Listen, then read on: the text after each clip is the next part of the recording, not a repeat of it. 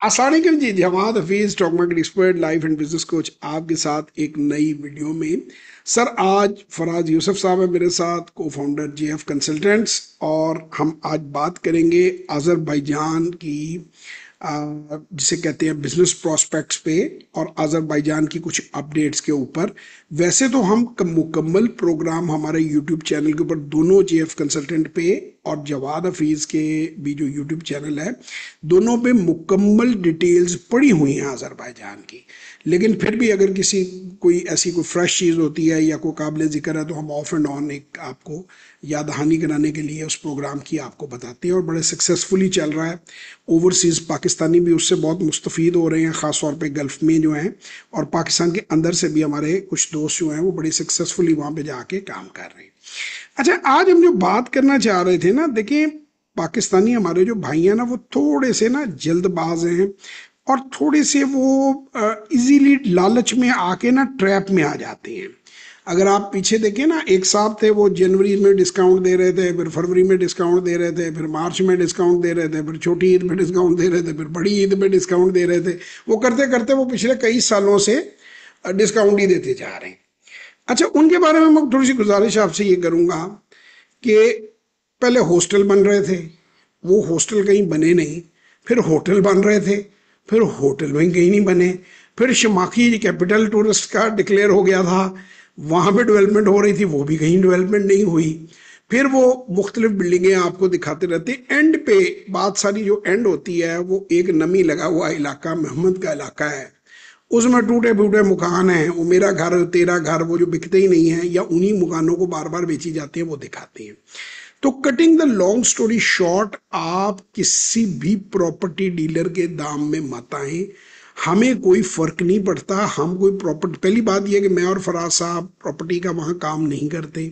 मैं और फराज साहब कोई बैंक भी ओन नहीं करते, जो हम कह रहे हैं बैंक में, हम तो गवर्नमेंट के बैंक है भाई, हमारा कोई जाती बैंक नहीं है वहाँ पे जो हम लोगों को कहते हैं कि आप उधर डॉलर डिपॉजिट करके टीआरसी लें। हमारा ये फाइनल, ये जो पूरे तजर्बे के साथ है। अब मेरे एक बहुत ही करीबी, मैं अब नाम ही ले लेता हूँ, शाह साहब के दोस्त हैं, शाह साहब मोहब्बत करते हैं, बड़ा रिकॉर्ड करते हैं, कासिम अली शाह साहब उनके एक दोस्त हैं। वो उन्होंने मुझसे मीटिंग रखी कि जो है ना, मैं आपसे अजरबैजान के बारे में गाइडेंस लेना चाहता हूँ, फिर फराज साहब से भी लेना चाहता हूँ, और बाकायदा पेड उन्होंने हमसे सर्विस मांगी, कोई फ्री में उन्होंने नहीं बात की।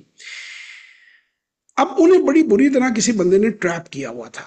उनकी किस्मत अच्छी है कि वो हमारे पास आ गए, उन्होंने हमसे रब्ता कर लिया, और उन्होंने उनको यही प्रॉपर्टी का झांसा दिया हुआ था, और he was about to buy a property, and he was about to जो है वो go for TRC with the property, through property.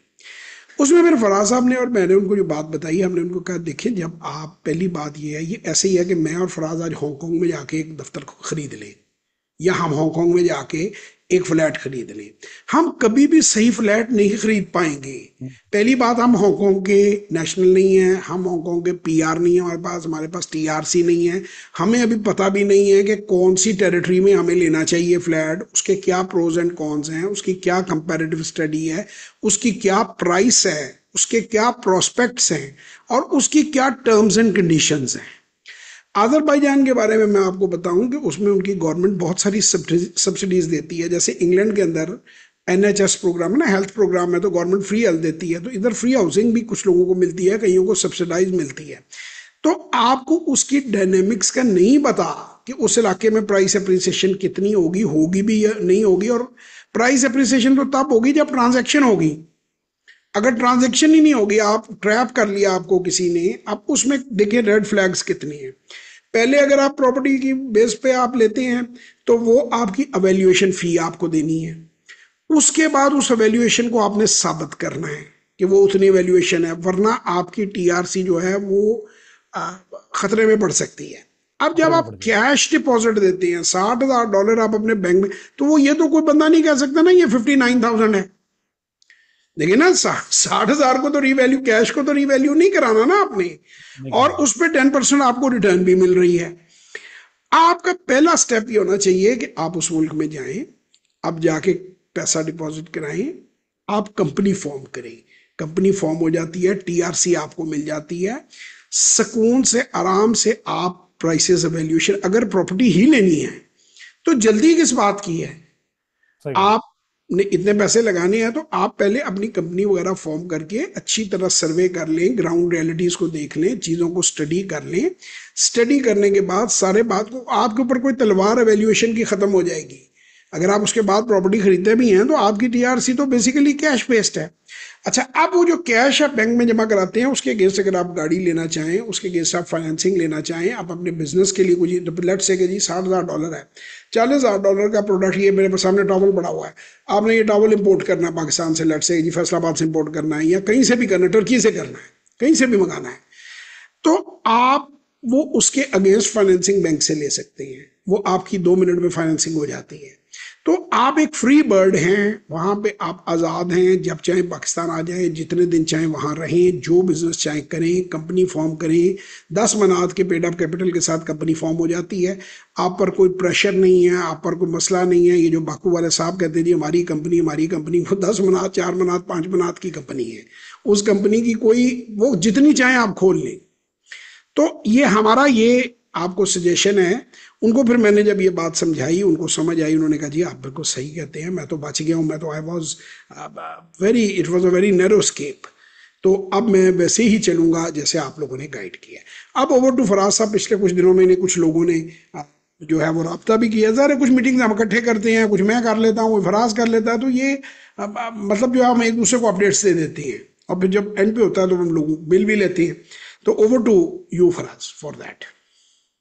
Sir बिल्कुल जो है देखें, प्रॉपर्टी से डेफिनेटली पाकिस्तान में लोग काफ़ी मोहब्बत करते हैं, they want to invest in property. आप प्रॉपर्टी में इन्वेस्ट ज़रूर करें, लेकिन सबसे पहले अपना वहाँ पर रेजिडेंस कार्ड हासिल करें। देखिए, रेजिडेंस कार्ड हासिल किए बगैर आपकी उस मुल्क में कोई भी लीगल स्टैंडिंग नहीं है। उसके बगैर अगर आप कुछ भी ओन करते हैं और कुछ भी खरीदते हैं और उसके बाद अगर आप उस पर रेजिडेंसी लेने जाते हैं, तो आपको इवैल्यूएशन करवानी पड़ेगी, फिर उसकी वैल्यू को साबित करना पड़ेगा, और फिर हर साल आपको इसी इम्तहान से गुजरना पड़ेगा। तो अपने आप को आप क्यों जो है वो किसी प्रॉब्लम में डालते हैं। प्रॉपर्टी के लिए एक सर्टन स्ट्रेटजी है वहाँ पर। It's a different country. Definitely वो मुल्क आज़रबाईजान है, एक मुख्तलिफ मुल्क है, पाकिस्तान नहीं है। तो जिस तरह हम प्रॉपर्टी को पाकिस्तान में कंसिडर करते हैं, इस तरह वहाँ पर उसको उसी तरह से बाय करना बिल्कुल भी ठीक नहीं है। तो आप सबसे पहले अपना वहां पर जो है वो रेजिडेंस कार्ड सिक्योर करें, अपनी रेजिडेंसी सिक्योर करें। उसके बाद आप प्रॉपर्टी की ऑप्शंस को देखें। जब आप जो है आए जाएंगे, देखेंगे, परखेंगे, समझेंगे, वक्त लेंगे, आपको बहुत अच्छी प्रॉपर्टी की ऑप्शंस जो हैं वहां पर मिलेंगी। और उसके अलावा आपको उससे भी कहीं ज्यादा बिजनेस की अपॉर्चुनिटीज मिलेंगी। और बिजनेस जो है उसका बाय प्रोडक्ट जो है वो ये तमाम घर, गाड़ियां, ये तमाम चीजें जो भी दुनिया में आप देखते हैं बड़े बड़े बिजनेसमैनों के पास, वो बिजनेस से आई हुई हैं। तो ये आप डेफिनेटली आप बिजनेस से वहां पर इतना जो है वो अच्छा कर सकते हैं कि आप मल्टीपल प्रॉपर्टीज ले सकते हैं। तो बजाय इसके कि आप अपने पैसे को जो है वो किसी प्रॉपर्टी में जो है वो आप लॉक कर दें, उससे कहीं बेहतर है कि आप जो है वो बिजनेस करें, ट्रांजैक्शंस करें, वैल्यू एडिशन के काम करें। बहुत सारे बिजनेसेस हैं। वो एक ऐसा मुल्क है जो कि मैं कहूंगा कि 30 से 40 साल पहले जो दुबई की सिचुएशन थी, आज उनकी है। वो आज परमानेंट रेजिडेंसेस भी दे रहे हैं, जो लोग टीआरसी पे वहां जाकर वहां पर रहते हैं, they are offering permanent residence as well. तो ये ऑप्शन जो है वहां पर अवेलेबल है। पाकिस्तान से सिर्फ 4 घंटे के फासले पे ये मुल्क है बाय एयर। तो ये एक बड़ी जबरदस्त ट्रिमेंडस अपॉर्चुनिटी है। उनके कोई भी रीजनल इश्यूज नहीं है, किसी भी कंट्री से उनका कोई प्रॉब्लम नहीं है। तो वहां पर बहुत ज्यादा स्टेबिलिटी है। मैं खुद एक ओवरसीज पाकिस्तानी रहा हूं, और स्पेसिफिकली मैंने मिडिल ईस्ट में सबसे ज्यादा टाइम गुजारा है। मिडिल ईस्ट की मार्केट्स जो हैं वो ल्यूक्रेटिव तो नजर आ रही हैं, बट कॉस्ट ऑफ बिजनेस बहुत ज्यादा बढ़ चुकी है। स्पेशली इन हालात के बाद, जब जो है वो स्ट्रेट ऑफ हॉर्मुज जो है उसको बंद करने की बात भी आ गई थी इंटरनेशनल मीडिया में। और उसके अलावा जो है वहां पर जंग की भी सूरत हाल रहती है। तो आपके लिए ये एक बड़ी अच्छी जो है एक सेंचुरी है, जहां पर आप एक अच्छा बिजनेस स्टैब्लिश कर सकते हैं। वहां पर जो है आप चाइना से बहुत इजीली इंपोर्ट कर सकते हैं। लैंड रूट, सी रूट सब ओपन है। आप रशिया को एक्सपोर्ट कर सकते हैं, आप तुर्की को एक्सपोर्ट कर सकते हैं, आप यूरोप को एक्सपोर्ट कर सकते हैं। बहुत सारे फ्री ट्रेड एग्रीमेंट्स हैं, टैक्स ब्रेक्स हैं। तो बहुत सी जो है अपॉर्चुनिटीज उस कंट्री में अवेलेबल हैं। It is the next go to Dubai. मैं तो ये कहूंगा कि जिस तरह लोग दुबई जाया करते थे, तो इट्स द नेक्स्ट डेस्टिनेशन। ये एक ऐसी जगह है, एक ऐसा हिडन जेम है। हमारे इस रीजन का, जो कि अभी भी जो है वो अनटैप्ड है। इसमें से अभी तक जो है प्रॉपर पोटेंशियल इसका नहीं लिया गया। वहां पर हजारों लोगों का पोटेंशियल है। आप इमेजिन करिए कि मिडिल ईस्ट में सिर्फ यूएई में 16 लाख पाकिस्तानी हैं। तो अजरबैजान में इन माय ओपिनियन 25 से 30 लाख पाकिस्तानियों के लिए रूम है। तो ये, और वो कंट्री भी बहुत बड़ा है, उसके वसाइल भी बहुत ज्यादा हैं, उनके पास एग्रीकल्चर के बहुत ज्यादा जो है रिसोर्सेज हैं, माइनिंग के रिसोर्सेज हैं, इंडस्ट्रियल लैंड बहुत ज्यादा अवेलेबल है। तो मिडिल ईस्ट में तो सिर्फ सहरा है वहां पे, और कुछ भी नहीं है। तो रेत के ऊपर वो बिल्डिंग्स बना रहे हैं, तो वो कोई एज सच वहां ना आपको परमानेंट रेजिडेंसी है। वो आपको जो वीजा देते हैं, वीजे का उर्दू उर्दू में वीजे को कहा जाता है इजाजतनामा। तो इजाजतनामा कभी भी मनसूख किया जा सकता है। लेकिन अगर आप अजरबैजान की परमानेंट रेजिडेंस हासिल कर लेते हैं, तो आप अपने लिए एक लीगल स्टेटस हासिल कर सकते हैं। आपकी एक कोई कोई सुनवाई होगी आपकी, आप वहां नेचुरलाइज हो जाएंगे, आप मतलब आधे आजरी हो जाएंगे, और पासपोर्ट ले लेने के बाद तो आप पूरे आजरी सिटीजन बन जाते हैं।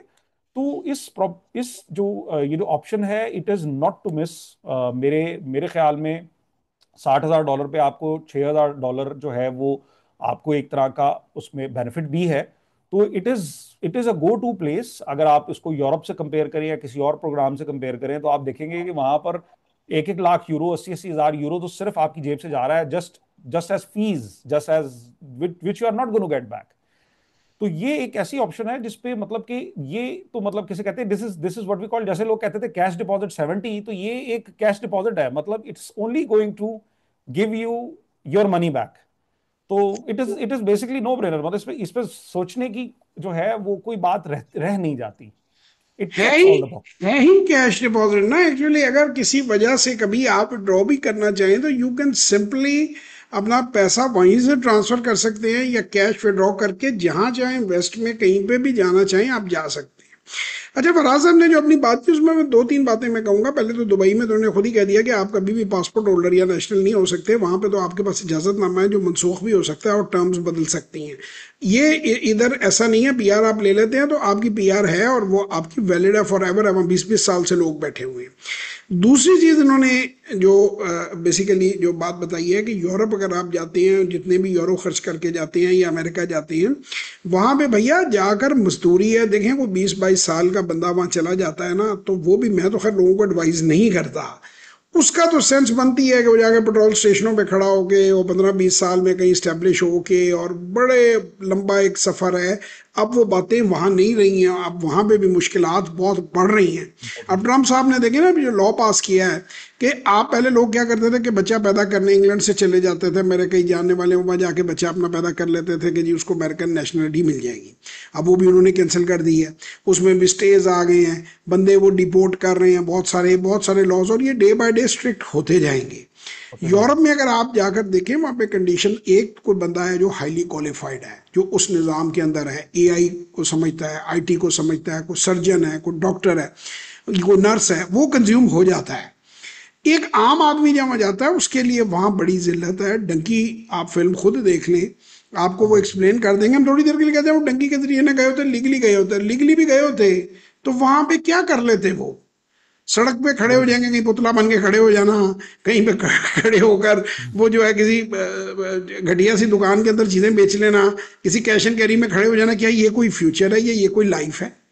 तो यहाँ आप ग्रो कर सकते हैं, बड़ा बिजनेस बना सकते हैं। और पाकिस्तान की जितनी बड़ी बिजनेस फैमिलीज हैं, सियालकोट है, कराची है, फैसलाबाद है, गुजरांवाला है, लाहौर है, बड़ी मार्केटें हैं। मैं इसमें लोगों को कहूँगा कि इनके एक आधा इनको अपने फैमिली मेंबर को वहाँ पे अपने किसी बच्चे को भेजना चाहिए, उसकी टीआरसी हो। उससे आपको इंटरनेशनल एक्सपोजर ट्रेड का मिलता है आपके पास। और फिर अगेन आपकी कोई लाइबिलिटी, जब आप देखें मकान ले भी लेते हैं ना, तो उसको बेचने में बड़ा वक्त लगता है, सेल करना उसे बड़ा मुश्किल है, कोई इतना आसान नहीं है। और पाकिस्तान की प्रॉपर्टी की फराज साहब बात कर रहे थे, तो पाकिस्तान में कौन सा प्रॉपर्टी में लॉज नहीं चेंज हो रहे? अगर पिछले 3-4-5 साल में आप देखें, कभी बायर पे टैक्स है, कभी सेलर पे टैक्स है, कभी दोनों पे टैक्स है, कभी, और कितनी किस्म की डिक्लेरेशन है। अब तो वैसे ही एफबीआर से आपको इजाजतनामा भी चाहिए कि आपके इतने असासे हैं कि आप प्रॉपर्टी खरीद सकते हैं। और अगर आप बगैर इजाजतनामे के खरीद लेंगे तो उससे ज्यादा बुरे फंसेंगे। तो ये जी। मसले मसाइल इस तरह की चीजों के अंदर पूरी ग्लोबली लॉज प्रॉपर्टी के जो है वो ऊपर नीचे होते रहते हैं। ये तभी लेनी चाहिए जब आप वहां पे स्टेबल हैं, उस मुल्क में आपने फैसला कर लिया कि अब मैं कम से कम एक पाँव मेरा इस मुल्क में है, दूसरा पाँव अगर पाकिस्तान में या अमेरिका में या इंग्लैंड में है, तो मैंने यहाँ पे एक सेटअप बना लिया और मैंने यहाँ रहना है। फिर ज़रूर आप अपनी अकल समझ के मुताबिक जो है प्रॉपर्टी खरीदें। मैं तो खैर फिर भी जनरली लोगों को कहता हूँ कि रेंट आउट करके आप अपने बिजनेस में वो पैसा लगाएं तो आपकी ग्रोथ ज़्यादा होती है। ज्यादा। तो बाकी यही हमारा फाइनल मैसेज है और यही बात हम आपको कहेंगे। बाकी एक लंबी लिस्ट थी प्रोजेक्ट्स की जो हमने बाकू के बारे में जिन साहब का कहा था, वो लिस्ट उन्हें खुद ही भूल जाती है मेरा ख्याल है। वो एंड पे वो मेहमद इलाके के घर ही उनको याद रहे। क्या मेहमद इलाके का नाम है यार, वो क्या नाम है एग्जैक्टली? सर मोहम्मद अली नाम है उस एरिया का। मेहमद और अली। बस उसके मकान के अलावा मैंने कोई चीज थ्रू होते तो नहीं देखी। वो भी मुझे लगता है एक ही घर बदल बदल के लोगों को, वो प्लास्टिक के जो ब्लॉक से बने हुए हैं, आपने तो देखे हैं वो घर जाके। और जितने भी लोगों ने हमारे सामने बताया उन्होंने भी बड़ी तारीफ की है कि वो आज गिरा के कल गिरा। वो तो एक कहते थे कि अव्वल तो वो खड़े ही रहेंगे 2-4 साल, और अगर वो खड़े रह भी गए तो रात को वहां पे बंदा जो है वो भाग जाएगा, वो जंगल में इलाके हैं। तो आप जी। किसी के यहीं पे दफ्तर खुले हुए हैं कि जी एयरपोर्ट जाते हुए पैसे जमा कर रहे थे, वो ऐसे कभी बेवकूफ़ी ना करें। और फिर वो जो कंबाइंड थे रेंट स्पेसेस थी, उसमें मैं चाहूंगा कितने लोगों को रेंट मिल रहा है, जरा वो बताएं ना, उन लोगों को भी दिखाएं कि कौन सी स्पेस वो रेंट पे हुई, जो उसमें किसी के हिस्से में बाथरूम आना था, किसी के हिस्से में कॉरिडोर आनी थी। अब याद, अगर आपको याद हो तो वो बहुत सारी फनी प्रपोजल्स थी जो ना कभी दुनिया में सुनी ना कभी देखी। देखी। सही तो बात है। उससे बचें और सीधा सिंपल जो है उसको करें। मजीद मालूमात के लिए आप jfconsultants.net या jawadafiz.net पे, इट इज़ ईजीएस्ट, सबसे आसान है। आप गूगल पे चले जाएं, जवाद हफीज़ अगर आपको मेरा नाम याद रहे, उसके स्पेलिंग याद रहे, तो उसको आप बड़े आराम से, ये आप यहाँ पे चले गए हैं, आपने जाके जवाद हफीज़ लिखा है, सामने ये देखें मेरी वेबसाइट आ गई है। मेरी वेबसाइट ऐसे है कॉइन की तरह, कि कॉइन की एक साइड पे JH इंस्टीट्यूट है, दूसरी साइड पे ये, इसको आप क्लिक करेंगे तो ये JF कंसल्टेंट की साइट है। यहाँ पे जाकर आप फॉर्म भरें। यहाँ पे डायरेक्ट जो है वो हमारे व्हाट्सएप के ऊपर भी भेज सकते हैं, लेकिन सबसे अच्छा ये फॉर्म जब आप भरते हैं तो ये हमारे पास जो है सारी डिटेल आ जाती है आपकी, और हम आपसे रब्ता कर सकते हैं और यहाँ पे आप सब कुछ लिख सकते हैं। बाकी आप व्हाट्सएप मेरे नंबर पे करें, फराज साहब के नंबर पे करें, मोहम्मद जवाद साहब के नंबर पे करें, आपको हर तरफ से जवाब एक ही मिलेगा, क्योंकि we are one and the same people. कोई हमारे दरमियान कोई किसी किस्म का कोई डिफरेंस जो है वो नहीं है, और एक दूसरे के साथ हम रेफर करके उसको हम थ्रू करेंगे। तो खुश हैं, अपना बहुत ख्याल रखें, दुआओं में याद रखें। पाकिस्तान जिंदाबाद।